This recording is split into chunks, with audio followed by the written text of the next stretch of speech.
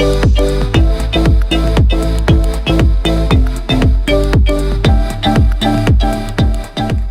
you know that in recent months, over 34% of homes in South Florida have sold at or above asking price?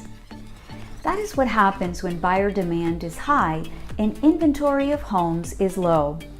Hi, this is Liz with the Dawes team, and today I'm going to share with you 7 tips on what to do in a multiple offer situation.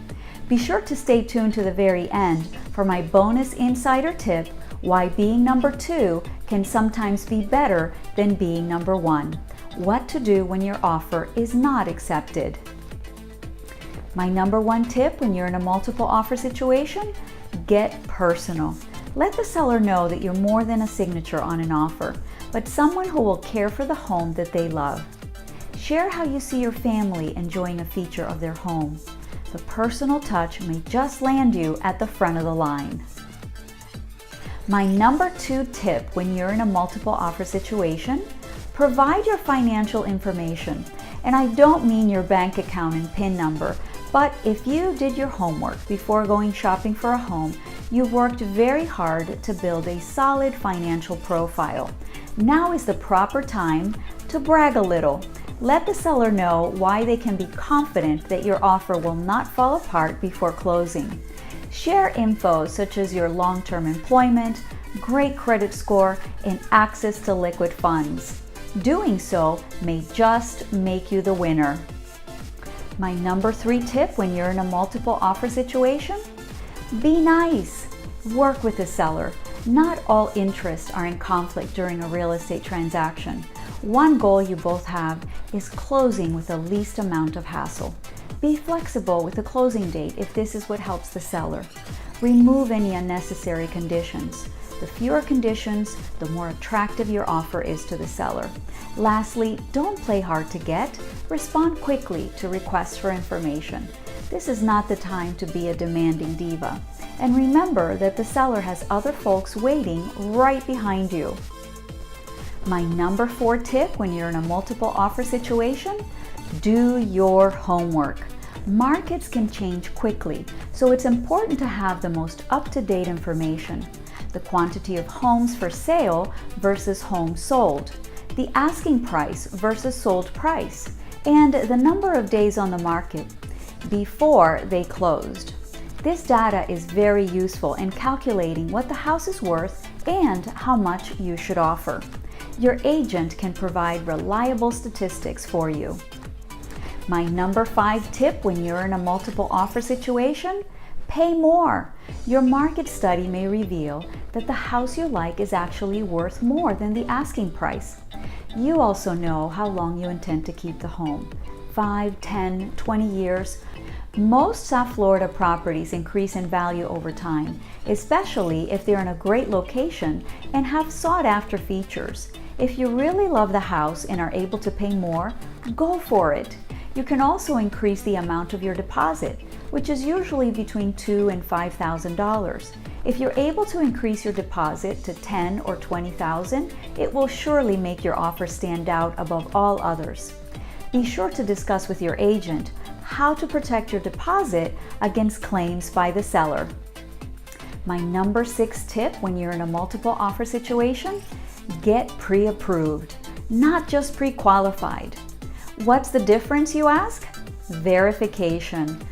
Pre-qualified means you spoke to a loan officer, usually over the phone, to provide your financial information, which may or may not be accurate. In contrast, a pre-approval means that you have provided all documentation to confirm your ability to qualify for the loan. This is a very important step in any offer situation and critical if you're expecting a bidding war over the home of your dreams. Your agent can help you find a reputable local lender who can be trusted to take you through the finish line without any surprises. And my number 7 tip when you're in a multiple offer situation: choose the right agent. A successful real estate transaction has as much to do with how well you connect with the agent as their knowledge and expertise. Buying or selling a home is a very complex process. where the preparation, experience, diligence, even the patience level of the agent will determine if this will be a delightful or a regretful experience for you. Ask them if they enjoy working with buyers or first-time buyers if this is your first purchase. Find someone you can trust, as they will be your guide through much unknown territory. Choose one who has experience negotiating multiple offer situations and is consistently successful negotiating the very best price for their buyers. Check out the link below to our written buyer price guarantee. We promise to negotiate at least $10,000 off the asking price, or we will pay you the difference, guaranteed. Now, my bonus insider tip, why being number 2 can sometimes be better than being number 1. What to do when your offer is not accepted. Currently in South Florida, there may be as many as 5,000 sellers under contract who are accepting backup offers. Now, I have my theory as to why that number is so high, but that will be the topic of another video. For now, in a multiple offer situation, if your offer did not get accepted, take a deep breath and stay positive. There is a chance that you can still be in the running to buy the house you want. Your agent can confirm if the seller will accept backup offers. If so, you have an excellent chance that your offer number 2 will be accepted, as it provides the seller with a type of insurance and peace of mind. It also secures your position as number 2 in case buyer number 1 is not able to close. Think of it as buyer number 1 clearing a path ahead for you as they go through the process and the expense of inspections, collecting all association documents, completing an appraisal, which helps to determine the market value of the home, and a survey to ensure that there are no physical boundary issues. Besides someone else paying to investigate if there are any problems, the seller will have had an opportunity to consider how they will solve any issues if they come up. Unfortunately, it is not uncommon for buyers not to qualify for a loan. They didn't know about one of my tips, or the buyer sometimes finds things that are unacceptable to them on the property, or they simply got cold feet. Be sure to look out for my video on how to deal with my buyer's remorse.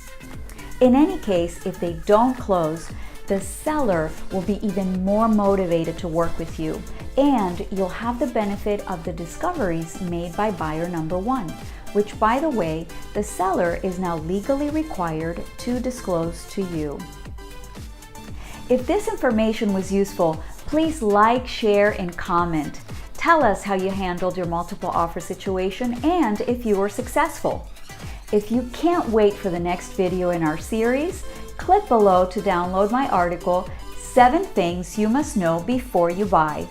Also, remember to subscribe to get more insider tips on buying and selling real estate in South Florida.